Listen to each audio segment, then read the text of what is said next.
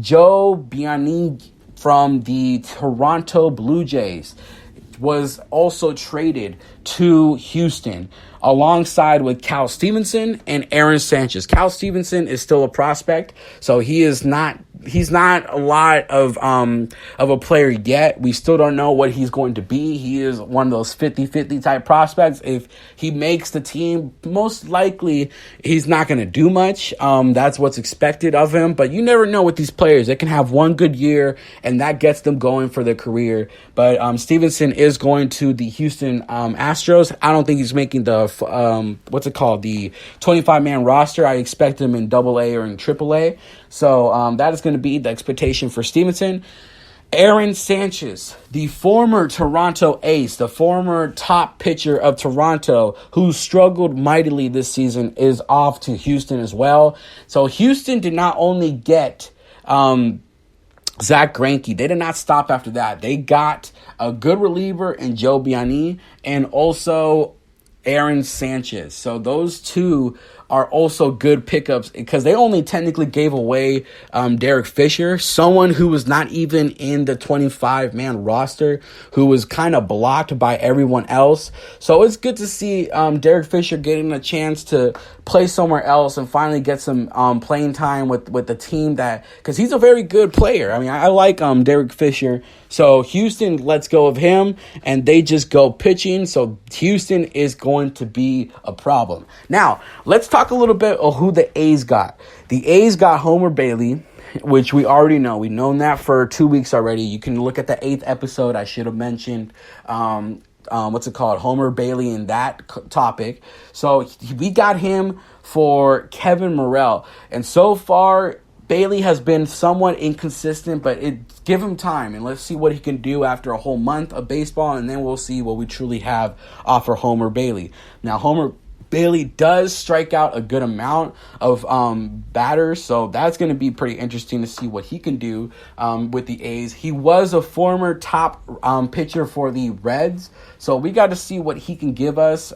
So far, we cannot expect the worst for Homer Bailey. He only had that one rough outing, I think it was against Houston, where he gave up 9 runs in 2 innings.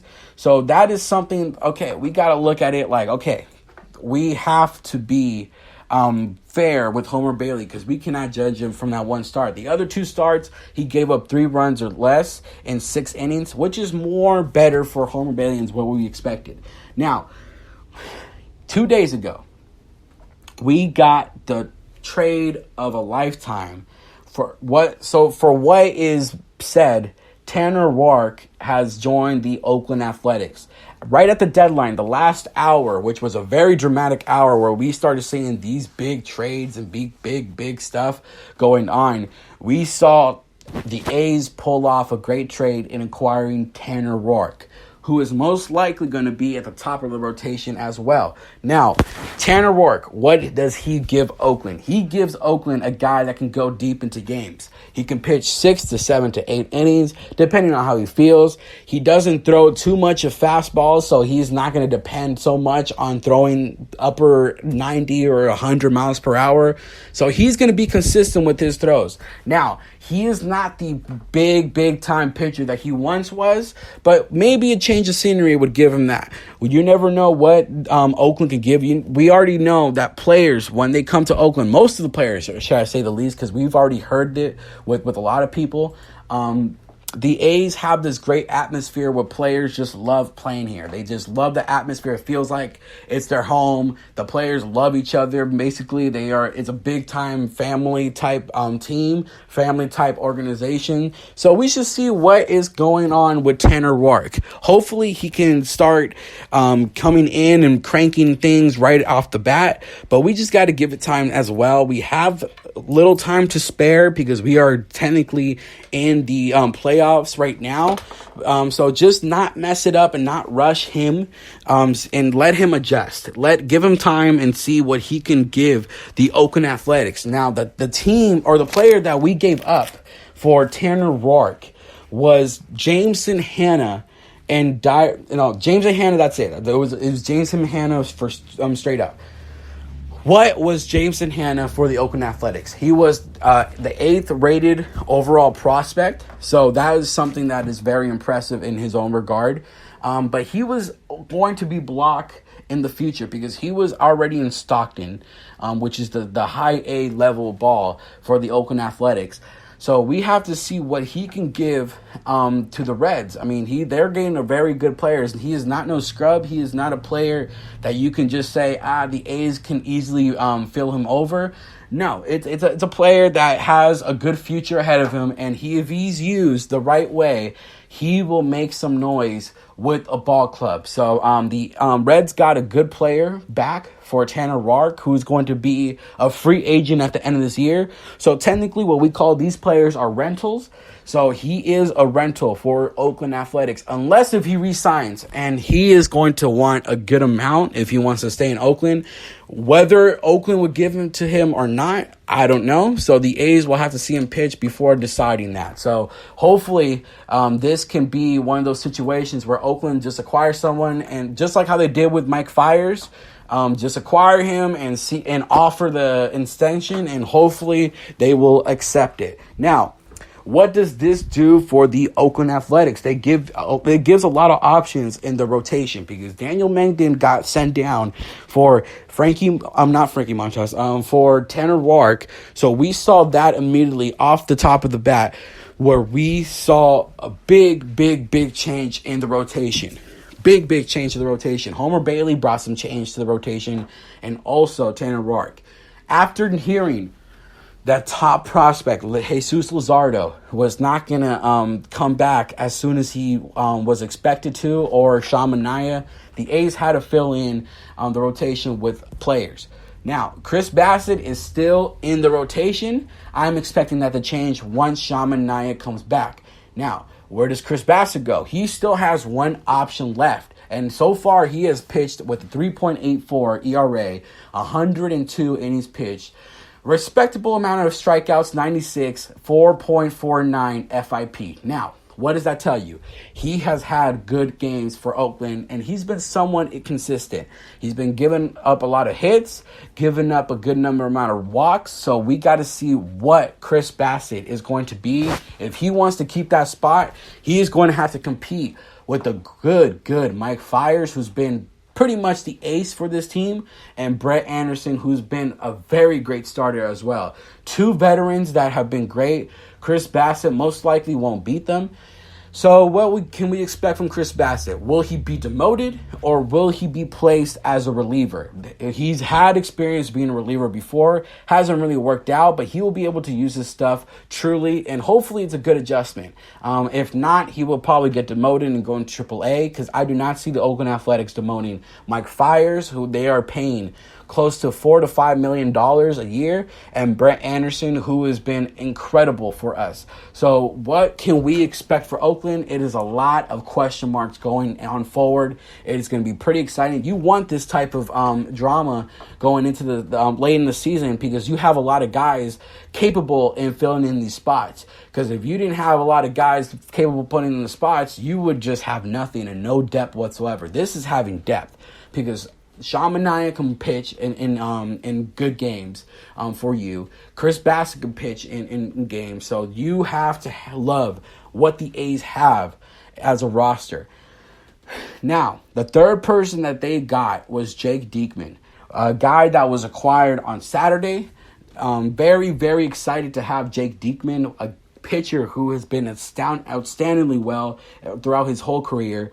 4.74 ERA, which is kind of shaky, but once you look at his advanced stats, you'll understand why I'm so excited to having him. 43.2 innings pitched for Jake Diekman. The thing that I'm mostly excited about him is the strikeouts. 65 strikeouts in 43 innings pitched. He has more strikeouts than innings that he's pitched. So that is very exciting. He is a guy that is very energetic, has a funky delivery when he does pitch. So the A's will be lucky enough to have him. He can pitch deep into games. He can be inconsistent at moments because he does give up a lot of walks. So we will have to really appreciate Jake Diekman. And the big thing that was a very big surprise. We got him for cheap. Dairon Blanco and Ismael Aquino were the only two, and they're not even on the top 30 prospects. So we gave them up. Blanco, who was someone that I really liked, 26-year-old Cuban, who we got an international draft prospect, who was having a good year in Midland. So we gave that up. He's very fast, very, very fast, but he was most likely going to be blocked anyways with the talent that we had right now. So it's going to be pretty interesting to see what he can do with the Kansas City Royals, because the Kansas City Royals love speed. You already saw with Terrence Gore, you saw with Billy Hamilton, Lorenzo Cain, and you can just keep going on with the speed that the Kansas City Royals had. So adding Blanco makes a lot of sense for them. Ismael Aquino, someone who's been inconsistent in his career, still young, still can improve. Who knows? If he can adjust to being a reliever, probably he'll be better. But he right now is a starter. So the Kansas City Royals got two interesting pieces for Jake Diekman. Jake Diekman does have an option for next year. So if he does finish off this year and the A's accept the option, he will be in the plans next year. The only player that we acquired from the trade deadline that has an option for next year, Homer Bailey and Tanner Roark, are expected to be free agents next year unless the A's do offer them to re-sign. Now, to make room for Tanner Roark, the A's had to let someone go. Sadly, the player was Andrew Triggs at this case. Andrew Triggs came in from the Baltimore Orioles, claiming him, basically, because he got designated for assignment as well. He really made noise in his first year. He transitioned to a starter, and that's where he started getting his injuries. Has the really funky delivery as well. Did pretty good. I liked Andrew Triggs, but they released him.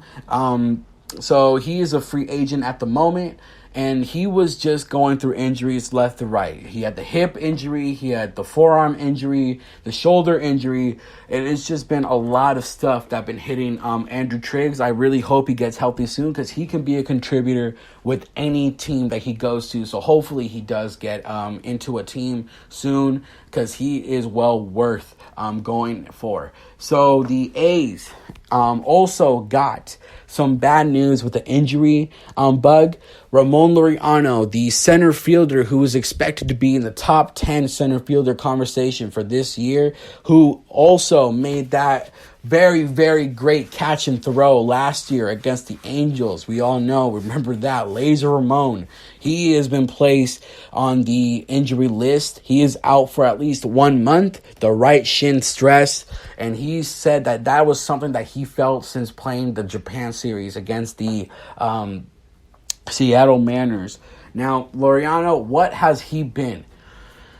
Ramon has been everything for us. That is the sad thing. 21 home runs, 58 RBIs, struggled a little bit in the beginning, but started picking up later on. Had 101 hits, 284 batting average, stole quite a good amount, 12 stolen bases, was more patient at the plate with 22 walks. So that was something that really, really stung us. Really, really stung us, but we got players to come in and play. This is what depth is good for. A lot of people complaining, why do we have so many players in the lower divisions, and why are we wasting them? Why are we wasting their good years, not letting them play in the Major League roster? This is why. They are just there for depth at this moment, and right now, one of the players that got the call-up was Sky Bolt, former top prospect for the Oakland Athletics, who's still a prospect for the A's, but was very, very much hyped this season. Got his first taste of the MLB this season in the beginning of the year when we faced, I think it was Baltimore where he made his debut.